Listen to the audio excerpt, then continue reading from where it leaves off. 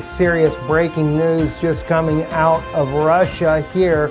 Pravda.ru is reporting. This was an interview with Igor Korotchenko. North Korea will respond, U.S. nuclear strike. According to Pravda's Russian news source here, it says North Korean leader has gave the order according to which 25% of North Korea's capital, Pyongyang, must urgently leave the capital. That is 600,000 people need to evacuate.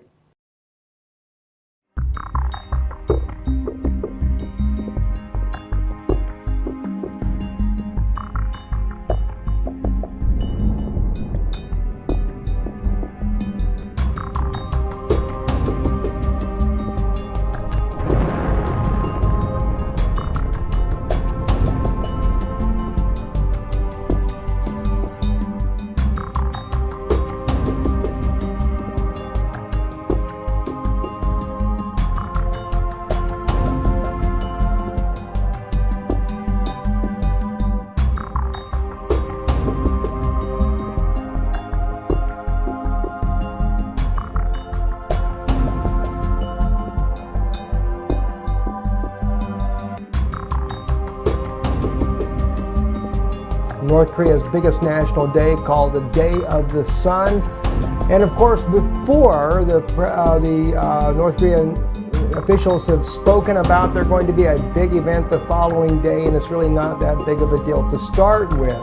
But in light of all the tensions that are going on in North Korea, there are some that are concerned that North Korea may very well use that opportunity to send out some nuclear weapons in different directions, including the United States, Japan, South Korea, and other places as a possibility.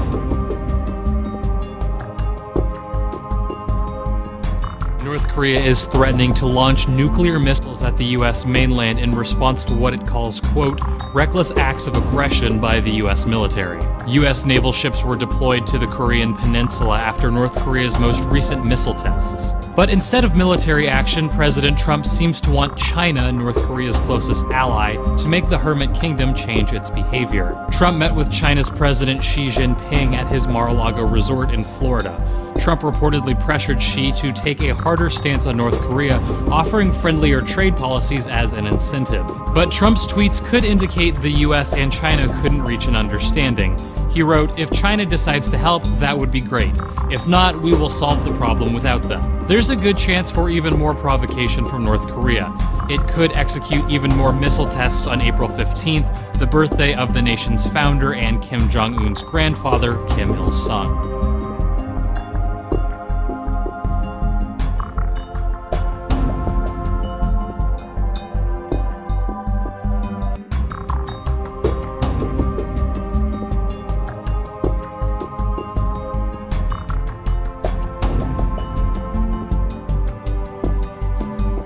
Good evening. We just came from a productive meeting, as you heard Foreign Minister Lavrov mention, of about 2 hours with President Putin. We frankly discussed the current state of U.S.-Russia relations.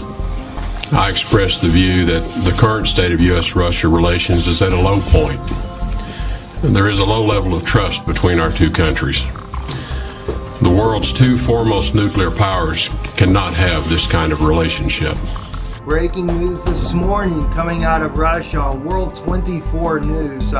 President Putin did an interview there, and of course Letner.ru is speaking about that interview here in the Russian language here. Basically what it's speaking about here, translating it with Google, Putin said the deterioration of relations between Russia and the United States at the trip. That's kind of like a Spanish slang word there, being like a degraded type of person there. But what we're looking at is that, and according to President Putin here, is that the relations between the United States, since President Trump has taken office, have severely deteriorated.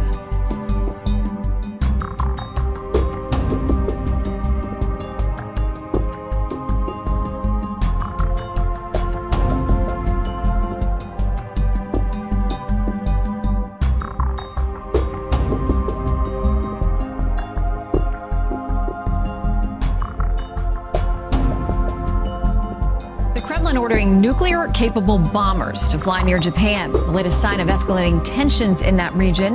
The move comes with Secretary of State Rex Tillerson visiting Moscow to meet with officials there. It is the first official visit by a member of the Trump cabinet since Mr. Trump took office.